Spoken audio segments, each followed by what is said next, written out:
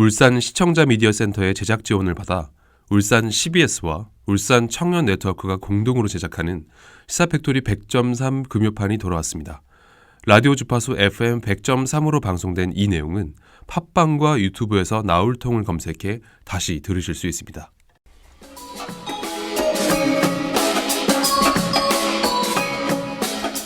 청취자 여러분 안녕하십니까? 시사팩토리 100.3 금요판과 팟캐스트 나울통 진행을 맡은 조강래입니다. 8월 15일인 내일은 광복 75주년을 맞이합니다. 되찾은 빛, 광복. 듣기만 해도 가슴 한쪽이 뭉클해지는 감격스러운 단어인 것 같습니다. 모두가 그날을 염원하던 일제강점기, 광복이라는 두 글자를 가슴에 품고 일제에 맞서 온 생을 던졌던 사람들이 있었죠. 우리는 그들을 독립운동가라 부릅니다. 오늘은 광복절 75주년 특집으로 우리에게 잊혀진 울산의 독립운동가 하감 이관수를 알아보기 위해 파워 인터뷰 준비했습니다. 안녕하세요. 완벽 정치해설가 이태인입니다. 저는 울산에서 나고 자랐지만 한 번도 이관술이라는 이름을 들어본 적이 없습니다. 그는 울주군 태생으로 일제강점기 당시에는 이름을 날린 걸출한 독립운동가라 하는데 저뿐만 아니라 오늘날 많은 사람이 그의 이름을 기억하지 못하는 것 같습니다. 안녕하세요. 공동진행자 이승우입니다.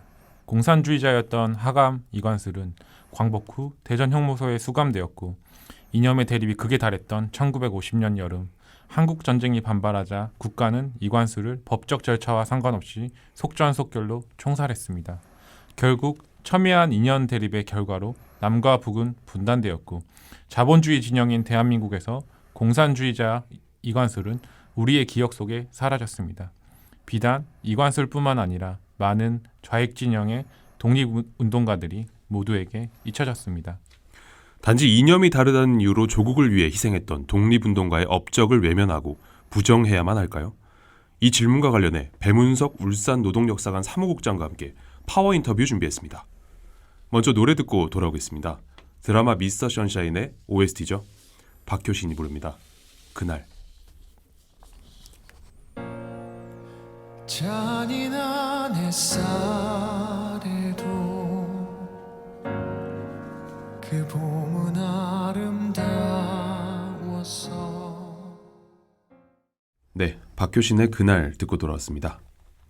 오늘 광복 75주년을 하루 앞두고 이념의 대립에 희생된 울산의 독립운동가 하감 이관수를 주제로 파워 인터뷰 준비했습니다. 이와 관련해 배문석 울산노동역사관 사무국장을 스튜디오로 모셨습니다. 안녕하세요. 예, 반갑습니다. 네, 먼저 저희 시사팩토리 100.3 금요판 청취자들께 간단한 소개 부탁드리겠습니다. 예, 앞서 소개받은 울산노동역사관의 사무국장 배문석입니다. 그리고 저는 하감 이관술 기념사업회에서 감사로 활동하고 있습니다. 네. 제가 이관술 선생님을 알게 된 거는 이제 2006년에 안재성 작가가 이관술 1902 그리고 1950이라고 하는 평전을 냈었는데요. 아, 네. 그 평전을 읽고 이제 2007년도에 저는 처음 알게 됐어요. 네. 그래서 평전에 소개된 이관술 선생의 생가가 바로 저희 인근에 그 울주군 범서의 이반마을에 있거든요. 네. 거기를 직접 찾아가게 됐고 매년 수차례 이제 역사기행으로 이제 그곳에 여러 사람들과 함께 찾아가는 사업들을 좀 진행했던 바가 있습니다. 네. 뭐 그 과정에 이관수 선생님에 관련된 일제강점기 신문 자료나 각종 연구 자료들을 수집하게 됐고 네. 또 나름대로 그것들을 정리하는 작업들을 가졌고요. 네. 이관술 기념사업회는 이제 2013년에 한 차례 이제 제가 준비하고 추진하려고 노력을 했었는데 그때는 제대로 진행되지 못했고 작년 4월 달에 이제 공식적으로 출범을 했고 작년 서울 여의도 국회에서 토론회를 가지면서 이관술 선생에 대해서 그 지역에 또 아니면 전국에 그 내용들을 알리는 작업들을 진행해 왔습니다. 네, 잘 들었습니다. 이관술 선생을 꽤 오래 연구하셨군요. 네, 오늘은 광복절을 하루 앞둔 시점에서 하감 이관술에 대해 알아보고자 하는데 저는 이분의 이름을 이번에 취재하면서 처음 들었습니다. 그래서 방송 전에 좀 취재를 해봤는데 이 광복 이후 정부 구성에 있어서 주요 인물로 오를 만큼 인지도가 꽤 있는 인물이더라고요. 이 저뿐만 아니라 모르는 분들이 상당히 많은 것 같은데 이 정도면 역사 속에서 잊혀졌다고 봐도 무방할 정도인 것 같습니다. 어떻게 된 건가요? 1945년 그 8월 15일 이제 저희가 광복이라고 하는 바로 해방을 맞이했을 때 네. 이 한반도에서는 가장 유명한 정치인 중에 한 사람이 바로 이관술 선생님이셨어요. 그랬군요. 네. 우리나라의 최초의 이제 여론조사라고 할 수 있는 선구라고 하는 중도 단체에서 1945년 10월 달부터 11월 달까지 한 달여 동안 이제 전체 여론조사를 진행할 때 가장 역량 있고 양심적인 정치인은 누구냐라고 네. 물었어요. 네. 물었을 때 가장 많은 그 지목을 받았던 사람은 여운형 선생이 33% 정도. 그다음에 뭐 네. 이승만, 김구, 박헌영 이런 분들이 있었는데 이관수 선생님은 5손가락이 5번째였고요. 네. 그래서 그 당시의 대중들로부터 상당히 많은 인지도를 가지고 있었던 울산 지역의 정치인으로서는 가장 이름을 날렸던 분이었던 거죠. 네. 하지만 이분이 오랜 시간 동안 역사 속에서 잊혀졌던 것은 일제강점기의 사회주의 계열의 독립운동을 하셨던 것이었고 이 사회주의 계열 독립운동가들이 해방 후에 남과 북으로 이념적으로 저희가 원치 않게 나눠진 거잖아요. 그래서 그렇습니다. 남쪽으로는 네. 미군이 진주하고 북쪽으로는 소련군이 진주해서 38도 위도를 경계로 저희가 원치 않게 나눠지는 과정에 남쪽에 있었던 이관술 선생은 여러 가지 이제 탄압을 받게도 되고 그리고 이제 뒤에 다시 한번 언급을 하겠지만 저희가 거짓으로 조작됐다거나 그런 의혹들이 많이 있는 정판사 유폐 사건으로 사실은 감옥에 수감되게 되고 네. 또한 한국 전쟁이 발발했던 1950년에 총살을 당하게 되면서 역사 속에 아예 지워버리는 인물이 되어서 뒤늦게 이제 다시 주목하고 이렇게 언급이 되고 있는 것 같습니다. 네. 저는 울주 군민인데 이거 우리 울주에 이렇게 대단한 독립운동가가 있다는 것을 좀 오늘 처음 알았어요. 이제 배문석 사무국장께서 이제 하감 이관수 선생에 대한 설명을 너무 짧게 한 것 같아 제가 좀 아쉬운데요. 좀 더 자세히 좀 설명을 듣고 싶네요. 그래서 말하자면 이제 독립운동가 하감 이관수 선생의 생애를 간략하자면 이제 자세히 세 가지 포인트로 좀 이야기 부탁드릴게요. 간략하지만 자세히. 네. 좀 간략하지- 어려운 부탁이긴 한데요. 예, 쉽지 네. 않은 네. 그 주문이신 것 같고요. 저희가 네. 방송 전체 시간이 24분 55초라서 좀 양해를 부탁드리겠습니다. 네. 이관수 선생은 사실은 그 파란만장한 생애를 살아온 일제 강점기부터 해방 이후까지 이제 우리 사회에 아주 큰 인물이라고 할 수 있어요. 네. 사실은 이제 이분이 이제 울산이 시조가 있는 본관을 둔 학성 이씨의 이제 농소파의 이밤 문중, 그러니까 이밤으로 들어간 문중에 이제 자손으로 태어나셨는데 1902년이니까 국권을 잃어가던 시기에 이제 태어나신 거죠. 어린 시절에 또 총명했다고 해요. 그래서 서울의 중동 고등보통학교 졸업 이후에 수재들만 들어간다고 하는 동경 사범학교에 진학하게 됩니다. 그 중에 조선인들은 특히나 적었을 거예요. 그래서 이분이 이제 그만큼 총명했던 거죠. 유력한 가문이죠. 지역에서는 이제 학성 이 씨가 유력한 가문이고 집안도 여유가 있었어요. 유력한 가문에 여유 있는 부가 있는 집안에서 태어나서 동경으로 유학간, 그러니까 지금 치면 엄청난 엘리트로서 자신의 삶이 열릴 수 있었던 거죠. 대학을 졸업하고 귀국해서는 서울 종로에 있었던 동독 여고부의 지리와 역사를 가리키는 선생님으로 부임하게 됩니다. 자신에게 놓여졌던 탄탄한 이제 길이 거기서 시작되는 건데 1929년에 광주 학생 독립운동이라고 한 번씩 들어보셨을 겁니다. 네. 크게 일어났던 학생 만세 운동이 서울로 번졌고 서울로 번진 상태에 자신의 제자들이 거리에 나가는 과정들을 목격하고 이것을 말리는 다른 민족주의 계열의 독립운동을 한다라고 하는 분들의 그런 모습을 보면서 스스로 마음을 고쳐먹습니다. 탄탄했던 길, 그 안정적인 보장됐던 길을 버리고 아주 가시밭길 같은 험난한 길을 택하게 되는 거죠.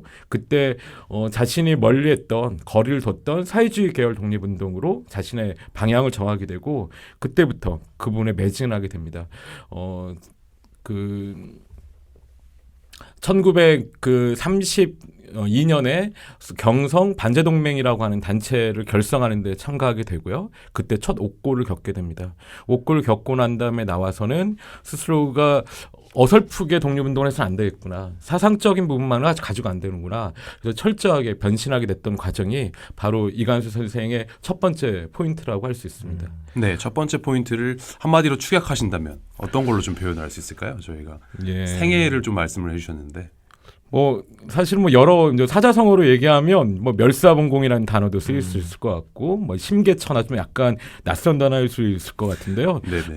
서양 말로 하면 이제 노블리스 오블리제라고 하죠. 그래서 자신의 지위라는 부분들을 누리기보다는 그 책무를 다하는 네. 낮은 곳으로 임하는 그러한 자신들의 정의로운 길을 택했던 가정들이 있습니다. 네, 심계천하, 노블리스 오블리주. 두 번째 포인트는 어떤 게 좀 있을까요? 두 번째는 이제 이분에 관련된 여러 가지 비사들이 있어요. 네. 아주 재미나고 호기심 가는 부분인데 네. 이제 아까 첫 번째 옥고를 치르시고 나오고 난 다음에는 철저하게 스스로의 독립운동에 매진하시게 되는 과정에 일제 경찰이 끊임없이 체포망을 조여옵니다. 네. 이분의 활동에 대해서 그렇게 되는 과정들을 피하기 위해서 스스로를 변장하기도 하고 수배 상태에서 홍길동처럼 되는 거예요. 네. 그래서 당시 신문 기사를 보면 이관술이 나타났다. 그런데 이것을 체포하려고 경찰망이 조여졌다라는 기사가 떠요. 네. 근데 그 다음 기사에 보면 경찰이 허탕을 쳤다라는 것이 뜨는 거죠. 그리고 갑자기 대구에서 나타났다는 기사가 뜨고 난 다음에는 며칠 뒤에 보면 광주에 나타났다는 기사가 떠요. 네. 그만큼 동해번쩍 서해번쩍 홍길동 같은 모습을 보이는 거죠. 네. 이 기사를 접한 조선인들 바로 이제 그 일반 대중들은 아주 통쾌했을 겁니다. 일제 경찰망을 유유자적 피해 다니는 이관술 모습에 짜릿한 지금 같으면 뭐 사이다 같은 그런 느낌을 받았을 수 있습니다. 네. 그런 과정에 이제 다시 한번 체포되셨던 게 1943년이었는데 네. 43년에 체포됐을 때 아주 큰 고문을 당해서 병을 얻게 됩니다. 그래서 병보석으로 3개월 동안 요양 기간이 주어져서 가석방이 되는데 그때 이제 울산 고향에 와서 머물게 돼요. 매일 아침마다 경찰이 와서 이분을 체크합니다. 늘 감시합니다. 근데 가석방 기간이 끝날 즈음에 홀연히 사라진 거예요. 흔적도 없이. 네. 이제 경찰이 탐문 수사를 했겠죠. 네. 어디 갔나?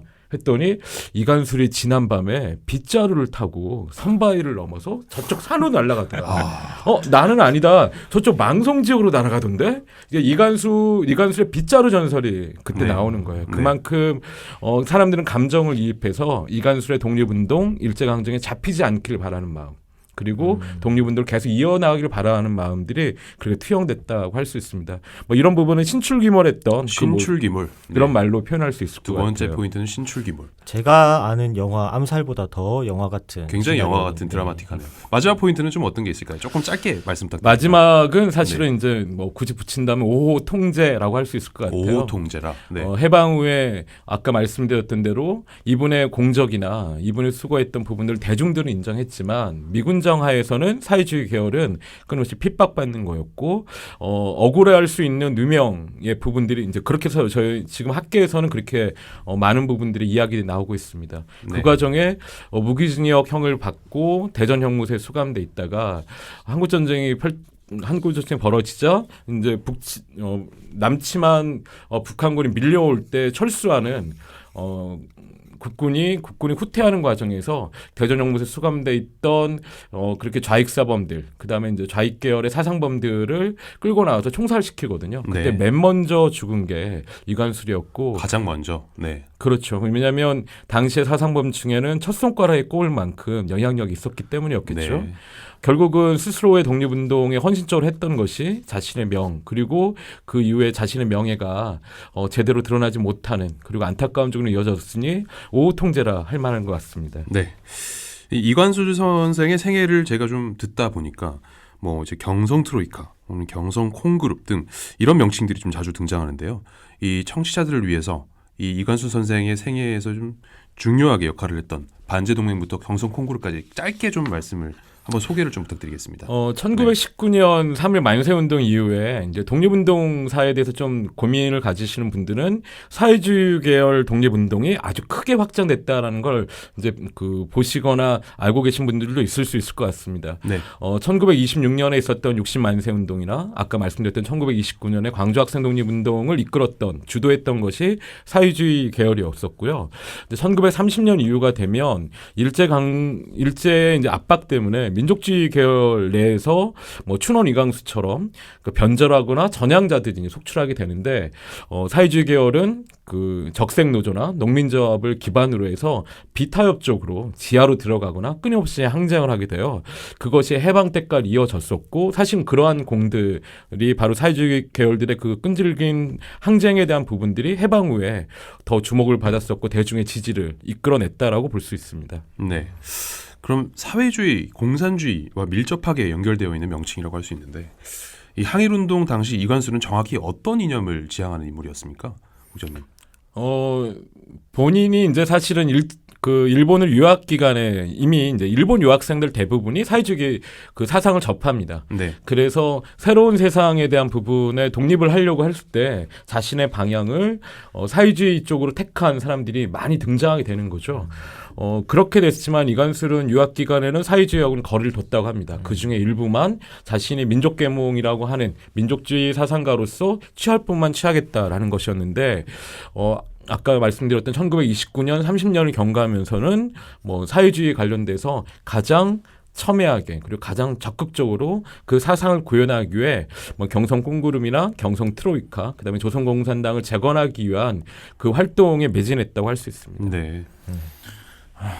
처음 세 가지 포인트로 하감 이관수 선생님에 대해 설명을 해주셨는데요. 저는 5호 통제라는 사자성어가 인상에 참 깊습니다. 이관술이라는 인물은 결국 이념 대립에 의해 희생됐다고 보는데 우리가 지금도 사실 정치적인 갈등이 그 이데올로기에서 연결된 정치 갈등이 지금도 심화되고 있고 우리나라는 그게 굉장히 심하다고 생각을 하고 있는데 우리가 현재 시점에서 반면 교사로 삼아 주목해야 할 점은 무엇이 있을까요?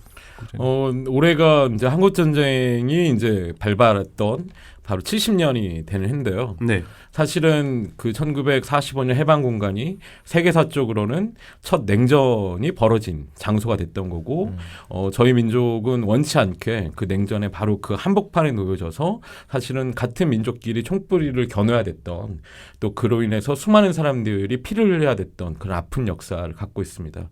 사실 근데 그 이념의 대립이라고 하는 아픈 역사의 또 이면에는 그 그림자에는 청산되지 못했던 친일파와 부역자들이 존재해요. 친일파와 부역자들이 바로 독립운동가들이 자신의 정적이나 라이벌이 되는 거죠. 해방공간의 독립운동가들을 핍박하는 맨 앞장을 서게 됩니다. 대표적인 인물이 바로 이제 사실 울산 출신의 부끄러운 인물이라 할 수 있는 노덕술 같은 친일 악덕 경찰이었던 노덕술 같은 사람이 있겠죠. 해방 후 경찰이나 군인 중에 고위 관료 중에서 70% 이상이 일제강점기 친일 경력을 가지고 있었다는 것이 친일파를 청산하지 못했던 우리 현대사의 한 단면을 보여주는 것이라 할 수 있습니다. 네. 이제 그런 과정에 사실은 이념에 대한 부분에서의 빨갱이 사냥, 뭐 레드헌트라고 보통 얘기하는데 이런 것이 현대 45년 이후에 순차적으로 일어나죠. 제주 4.3 항쟁, 그다음에 여순 사건, 그리고 1949년에 국가가 국민을 보호하고 이끌겠다라고 해서 만든 보도연맹이 실제로 한국전쟁 벌어지자마자 학살의 대상이 돼서 울산 같은 경우도 870명 이상이 이제 거기로 학살됐다라고 하는 이제 정부에서 조사한 겁니다. 네. 진실과 화해를 위한 과거사위원회 조사 결과가 있으니까 네.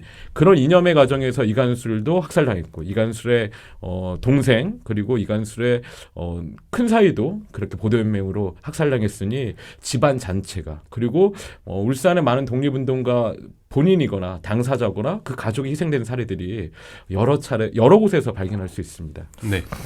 이게 이관술 선생이 어쨌든 사회주의 계열이라는 이유로 이제 사위, 동생 그리고 가족이 이제 희생당하기도 했습니다. 저희가 취재를 해보니 이제 가족 모두가 희생당하진 않고 일부가 살아 계시더라고요. 이제 지난해 이관술 선생의 막내 딸인 이경환 씨가 아버지의 죽음을 놓고 억울함을 좀 호소하기도 했었죠.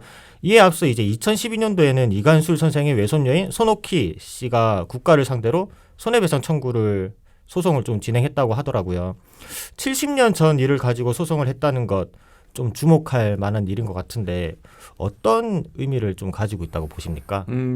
방금 전에 말씀드렸던 진실과 화해를 위한 과거사위원회의 조사 결과가 있었어요. 네. 그 조사 결과 속에서 이관술 선생님이 대전영무소에서 불법적인 이제 처형이 이루어졌다. 정당한 불법적인. 절차를 거치지 법적 절차를 거치지 않았다라고 하는 부분들이 과거사 위원회의 조사 결과로 나왔고 네. 그것을 근거로 이제 2012년에 소송을 하게 됩니다. 그래서 3년여의 시간을 거쳐서 대법원까지 가서 국가의 배상이 필요하다. 그것은 부당한 처벌이었다라고 하는 판결을 받게 되는 거죠.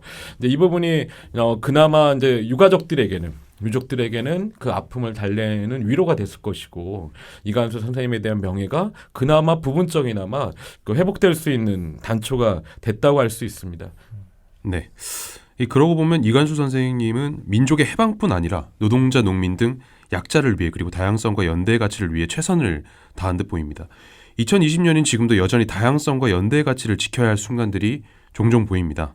하감 이관수 선생이 추구한 가치를 오래 생각하고 연구하신 배문석 사무국장께서 보시기에 2020년 오늘 어떤 이슈에 좀 주목을 해야 될까요? 사실은 이제 우리 사회가 뭐 정치적인 이념의 갈등뿐만 아니라 네. 사실은 새로운 전환 시기, 그다음에 다양성이 존중받는 시기로 가는 과정에 여러 진통들이 겪고 있어요. 네. 사실은 각종 혐오들이 있고 또 그 혐오를 막기 위해서 개선하기 위한 사람들의 그런 노력들이 지금 상충하는 시기가 네. 저는 지금 우리가 살고 있는 시기라 생각합니다. 네. 이관수 선생은 먼저 그 참교육자였거든요. 그리고 본인이 스스로가 자신의 출세가 아니라 자신의 제자들을 보호하기 위해서 독립운동에 더 그 자신의 방향을 바꿨던 과정으로 본다라고 하면 지금의 청년 세대에 대한 걱정과 그리고 청년 세대들의 이야기를 진솔하게 귀를 열고 그것을 개선하기 위한 노력들을 분명히 하셨을 거라 생각됩니다. 네. 그리고 다양한 갈등이나 혐오를 넘어서서 보다 나은 세상에 대해서 스스로가 움츠려 있기보다는 먼저 해안을 가지고 나서지 않으셨을까. 특히 사회적 약자라고 할 수 뭐 비정규직 노동자 말고도 뭐 여러 가지 사회적 약자들이 존재하잖아요. 사회적 약자들과 함께하기 위한 부분에 나서지 않으셨을까. 제가 조심스럽게 가정법상에서 네. 이렇게 말씀드릴 수 있을 것 같아요. 네. 하감 이관수 선생님 말고 우리가 재조명하고 기억해야 할 울산의 독립운동가들이 더 있을 것 같습니다. 혹시 배문석 사무국장께서 소개하고 싶은 독립운동가가 있으신가요? 뭐 여러분들이 있을 것 같은데요. 네. 뭐 기존에 이제 언론에서도 많이 다뤄지고 있는 동구에서 민족사립 보성학교라고 해서 항일운동의 터전을 읽었던 성세빈 선생님도 있을 거고 여러분들이 계실 거예요. 그런데 저는 그분들 말고도 여성 독립운동가에 대해서 주목할 필요가 있겠다. 여성 독립운동가. 네. 울산에는 100분 정도가 국가유공자로 서원을 받으셨는데 그중에 2분만 여성분이에요. 전국적으로도 2%에서 3%를 넘지 못하고 있어요. 네. 그래서 언양만세 운동 때 3.1운동 때 총탄에 맞아서 순국하셨던 손 이쁜 여사나 네. 다리에 관통상에 중상을 입었던 그 김길천 여사나 이런 분들은 그렇게 산화하시고 중상을 입었지만 서훈을 받지 못했어요. 여성에 대한 인식이 과거에 여성 독립운동가에 대해서 많이 외면하거나 발굴을 꺼려했던 부분이 있었던 걸 수도 있을 거예요. 그래서 이 부분은 지금의 이제 사회적으로 중요하게 하는 젠더적 가치도 있을 뿐만 아니라 네. 독립운동가의 남녀에 대한 부분은 없는 거거든요. 그래서 그렇죠. 이 부분에 대해서는 청년 세대도 그리고 우리 울산 시민들도 큰 관심을 가졌으면 좋겠다라는 말씀을 드리고 싶습니다. 네. 오늘 파워 인터뷰는 시간 관계상 여기서 좀 마무리를 해야 될 것 같고요. 배문석 사무국장님 오늘 나와주셔서 진심으로 감사드립니다. 네, 고맙습니다. 네, 감사합니다. 스타팩토리 100.3 금요판은 여기서 마무리하겠습니다. 지금까지 기술의 이창수 엔지니어, 음악의 길기판, 진행의 조강래, 이승우, 이태인, 조연출의 엄유미, 연출의 김성광이었습니다. 다음 주 이 시간에 다시 찾아뵙겠습니다. 제가 모두라고 말하면 다들 안녕이라고 외쳐주세요. 모두 안녕!